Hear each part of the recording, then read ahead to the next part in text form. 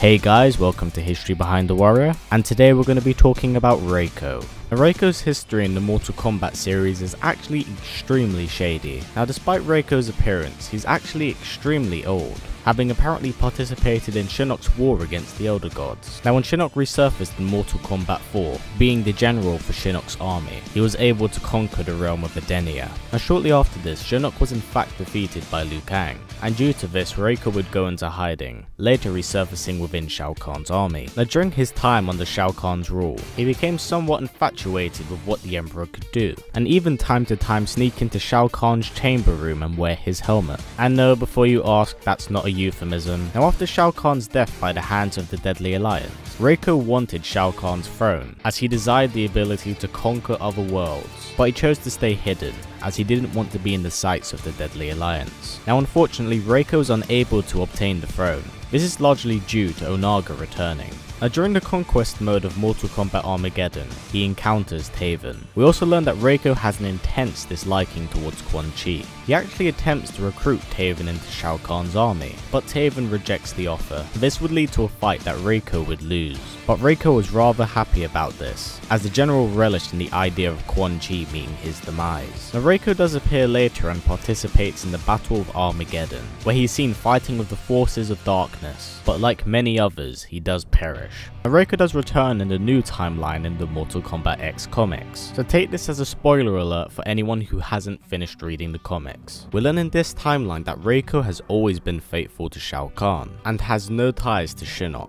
Now, one day after destroying a kingdom, he would find one statue that sang a prophecy to him. That single phrase being Reiko's blood reigns. Now, when he returns back to Shao Kahn, he was praised by the Emperor, telling him that he was the most ruthless general he ever had. Realizing his destiny for greatness, he would seek out those that would help him rise to power. Now, during the events of Mortal Kombat 9, Reiko easily saw through Quan Chi's manipulation of the Emperor, and witnessed Quan Chi and Shinnok discussing their plans shortly after Shao Kahn's demise. After overhearing that Shinnok is not interested in war generals, Reiko would return back to Outworld and even contemplate suicide, until he was approached by the Chaos Cleric Havoc. Now, Havoc was well aware of the blood prophecy with Reiko, and as such decided to give him a taste of his power by stabbing him with his dagger. After tasting the potential of blood magic, Reiko and Havoc joined forces. Now, when Kotal Kahn usurped the throne, Reiko chose to align himself with Mileena. Now, whilst working with Mileena, he would secretly recruit Scarlet. Now, Reiko would make very vague appearances during the first half of the comic,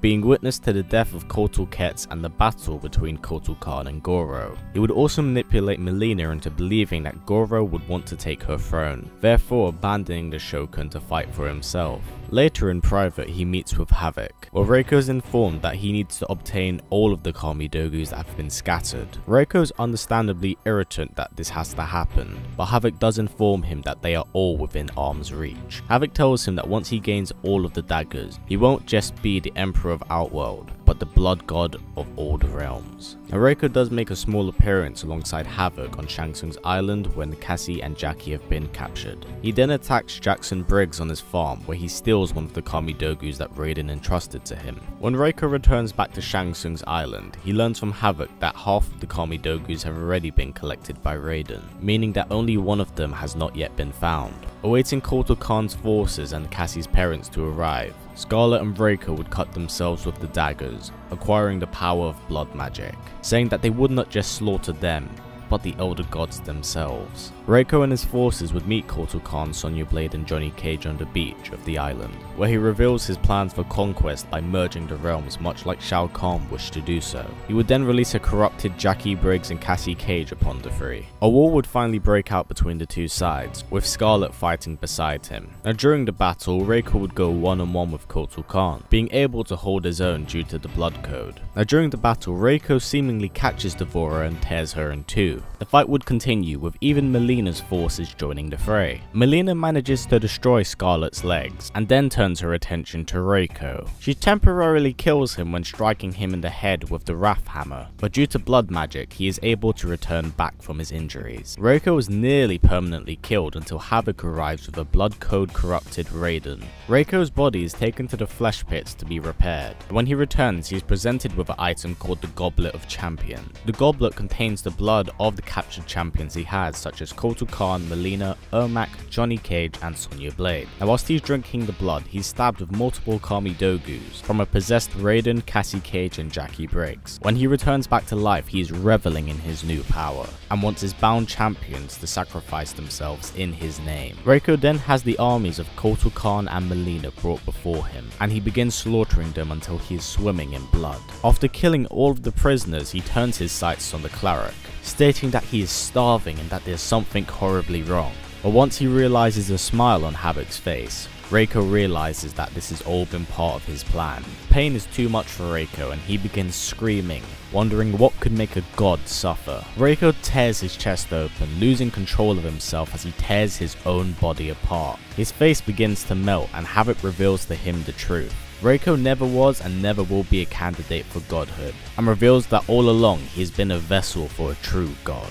He then gouges out Reiko's eyes with his thumbs and crushes his skull, ripping the amulet of Shinnok from Reiko's skull, revealing that Reiko's desire to be a god was nothing more than a dream.